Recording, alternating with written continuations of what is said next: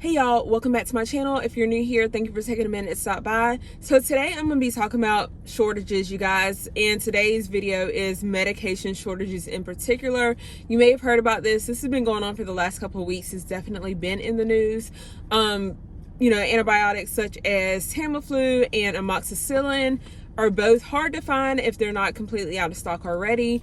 I will say that amoxicillin is one of those, antibiotics that a lot of doctors prescribe, especially for kids. And they say they like to prescribe it for kids just because it's one of the more milder antibiotics, as well as it has like lower side effects. And then Tamiflu, you normally take that, right around the time you get the flu within the first couple of days. It's supposed to, knock down or I guess lessen your symptoms. And so that is hard to find as well. I do know that a lot of places are out of stock of that as well. If they do have it in stock, they only have like a couple of patients worth to like fill it. That is also a medication that has skyrocketed over the last couple of weeks. So now if they're able to find the Tamiflu, like if the pharmacies are able to find the Tamiflu, they were paying 3 times the amount they were paying just a couple of weeks ago, which is another thing that's insane to me. I just don't understand how this is like an ongoing issue. This is the world and life that we're living right now. 5 years ago, I can say I didn't think that we would be going through this. And even when the shortages first started, it was like, okay, well, we're short, like, I don't know, ketchup, or we're short mayonnaise. All right, it sucks, but, it's doable. But now it's like every other week there's something new. And you never know what's going to pop up. But it's to the point for me where anytime I hear it's another shortage, I'm like, oh, again. And it's like, how long is this going to be short for? And what is it specifically that is, how are we going to be affected by it this time? So this is a big deal because we're in the middle of cold and flu season. The flu season has started extra early this year. And you combine that with C-19 on top of it. They're calling it, what is it, a triple pandemic or something like that. I don't know. So I want to take you guys in the stores and show you what everything is looking like. Guys, if you have not stocked up, if you are just coming across my video for the first time and you're not sure whether you should stock up, not sure where you should stock up, and if it's worth it, guys, please stock up. If you don't want to do it for yourself, if you have kids or other people in your household that you are caring for or providing for, do it for them. Maybe not necessarily yourself. If you don't want to, okay, that's fine. But you have people that depend on you that aren't capable and able to provide for themselves, and you have to look out for them and do that for them. I have prep medications, everything you can think of. I think there might be an exception, 1 or 2 that I haven't, but I try to keep a stock of vitamins, OTCs, you name it, that's it. There are issues with Tylenol for kids, ibuprofen for kids, and I'm going to show you this video. So I went to Target and I'm going to show you how their area of medication looks. Again, I'm urging you guys, please stock up. This isn't like a panic video or to freak you out or anything like this. I just want to make sure that you guys are doing the best that you can, and that way you don't have to run out and be stressed out if you go to the doctor, because you don't know if your kid's going to wake up sick or if they're going to go to school and come home, the school's going to call you to come pick up your child and you have nothing. So you're going to go to that store thinking you can get Tylenol for your kid and they don't have any. So straight into this video, and I will see you guys in the next video. Okay, y'all, let's get into this video, but I just want to make sure that I also let you guys know that we will be taking a trip to Walgreens when we leave Target. So we are now in Target, just starting off with the cough drops and the throat drops, and then like the cold medication for adults. So this is your daytime, nighttime, your NyQuil, DayQuil. They have the Target brand, the Up and Up, just your Mucinex. So just a lot of cough and cold and flu medications. You can see that there are definitely plenty of gaps here, a lot of items missing. One thing that I consistently saw is that they were just as much out of the generic brand as they were the name brand.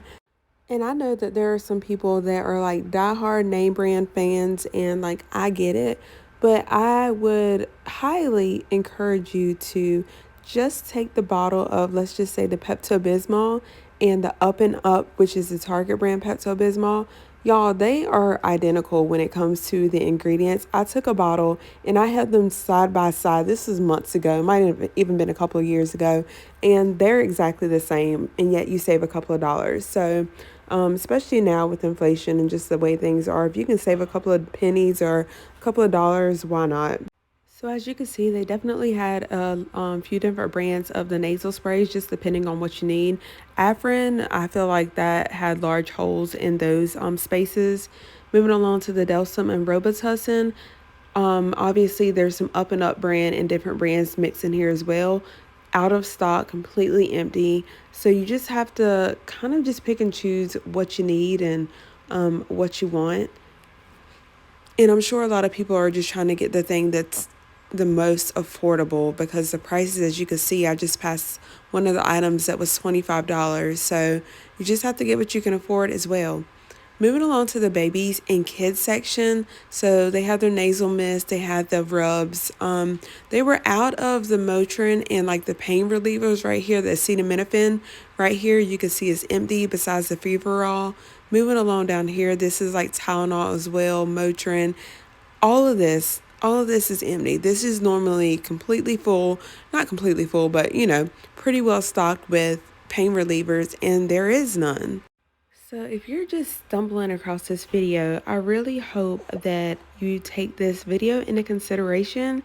And if you're not sure if it's worth it to prep, or you're just not sure about the prepping, you think it's crazy, I know that as preppers, a lot of people tell us that we are just fear mongers and we're the reason that the store shelves are always empty and we clear shelves. And that's simply not true. We're just prepping and preparing for our families. So in times like this, if our kids need something that's over the counter, such as a pain reliever, we have it. We don't have to run out and we don't have to worry about if, my store has this. Now people are being put in the situation where they are possibly having to go from store to store hunting down something as simple as Tylenol that should be kept, in the household. So this is an unfortunate situation, but again, hopefully it is a wake-up call. Something else that I wanted to touch on in this video is a lot of things can be cured naturally. And if you guys are interested in that, you can go to your local library, just in case you don't have the funds to purchase like these books off Amazon.